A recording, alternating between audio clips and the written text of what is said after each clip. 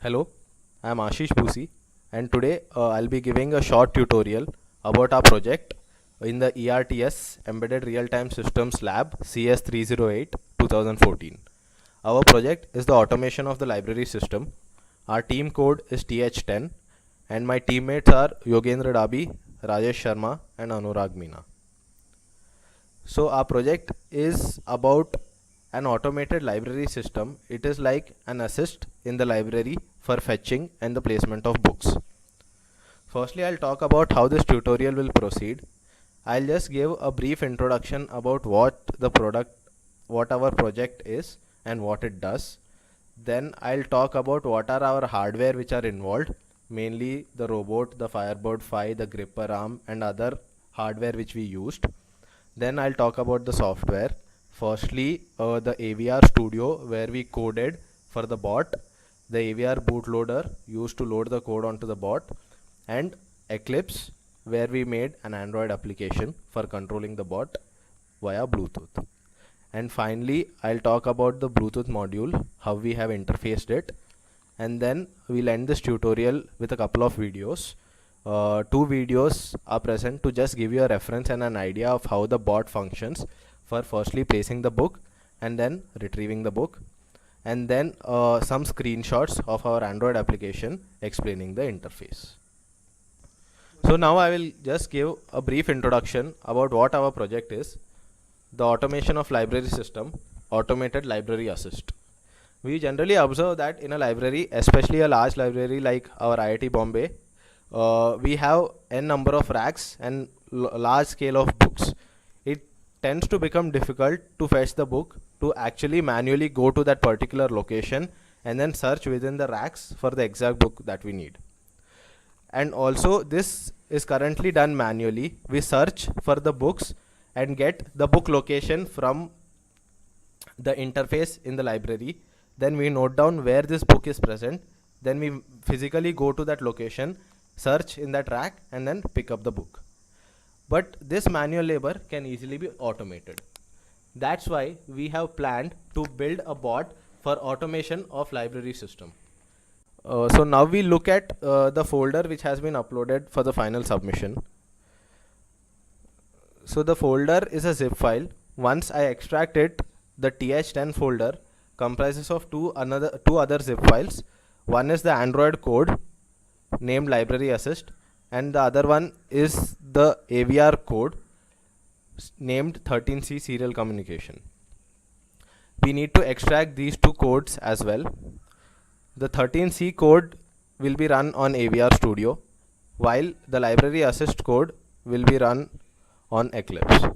This folder also contains the readme.txt file as well as the report in PDF format.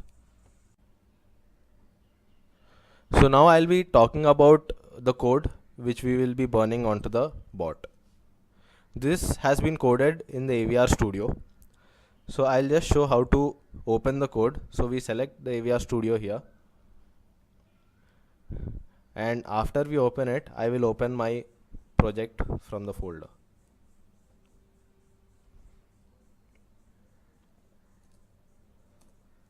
So this is the project and this is the source code. So in order to run this, we just need to select F7, and once it runs, we can check here for any errors in the code. It says that build succeeded with 0 warnings. So there are no errors and the code has successfully executed. Once this code is executed, a hex file is created in the source folder itself. This is the hex file which needs to be burnt onto the bot. So now I'll show you how to burn this hex file onto the bot. To do this, we need another interface called as the AVR bootloader. So this is the AVR bootloader. Once this opens, here we need to select the COM port once the bot is connected. Thereafter, we need to select the baud rate. This is the general baud rate used for the Atmega 2560. Then we need to select the microcontroller. It's the Atmega 2560 which we can select from this drop down menu. And once this is done, we need to select the hex file. So I'll go to the source code folder. Within the source code, there is a folder called default, and within default, here is the hex file.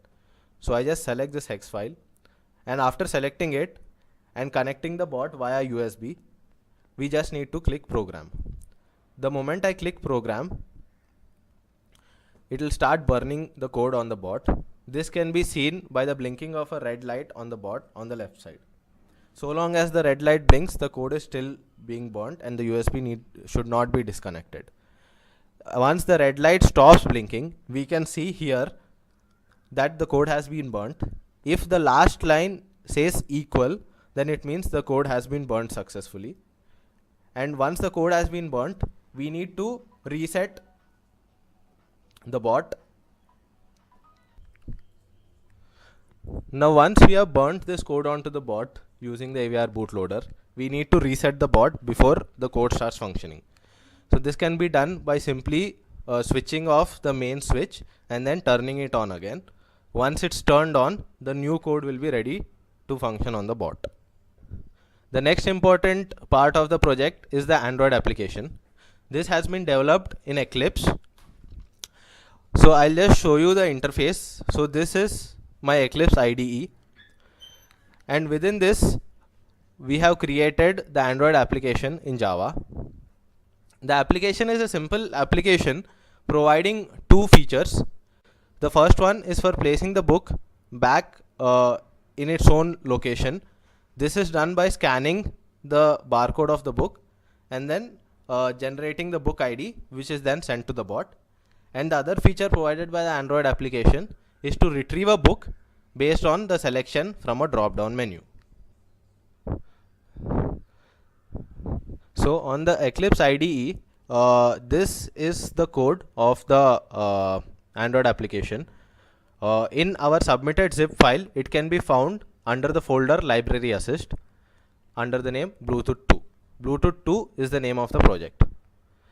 Once we run this project in Eclipse, an APK file will be generated within the bin folder. This is the APK file which I need to copy and paste it on my Android device. Once on the Android device, we just need to run this APK file. Once the APK file is run, it will ask me to install it. So we just need to select yes, and after the application is installed, the interface like the one which we will show at the end of this tutorial will open. At the end of the tutorial, you will find a few images of the Android application indicating what are the different features, what do the different buttons do, and how to use the application in general. Following this, now we'll show some few images of how the Android application works. So now explaining the screen, first there are two buttons, scan and pick. If you select scan, it will open your camera with the scanning application for barcode reading. We need to place the book needs to be placed with the barcode in front of the camera. There's a red line which needs to intersect exactly at the middle of the barcode. Once this happens, the line becomes green and the barcode gets scanned and the ID is received.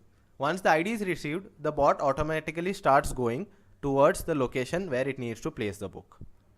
Coming to the next feature, there's a drop down menu, as you can see in the image, in the third image. Once you select the drop down menu, you will get a list of books. You just need to select the book and then select pick. The moment pick is clicked, it is the trigger for the bot to start moving and go and retrieve the book which you have just selected. And finally, we close this small tutorial with two videos. The first video shows a reference of how the bot behaves when it needs to place the book in its current location. Followed by this is another video which shows how once the pick button is clicked, the bot will go to that particular location and pick the book which the user has selected. So now explaining the screen, first there are two buttons, scan and pick. If you select scan, it will open your camera with the scanning application for barcode reading. We need to place the book needs to be placed with the barcode in front of the camera. there's a red line which needs to intersect exactly at the middle of the barcode.